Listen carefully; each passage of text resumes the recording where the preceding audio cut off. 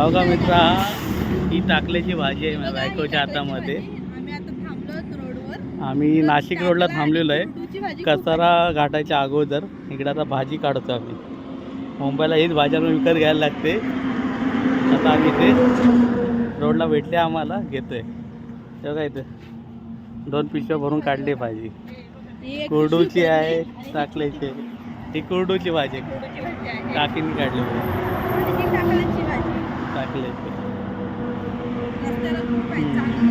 या रस्त्याचं काय भाज्या तर कुरडूची भाजी आहे, टाकल्याची भाजी आहे वगैरे.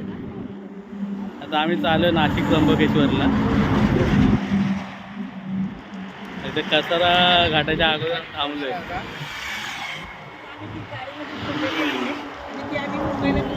हां,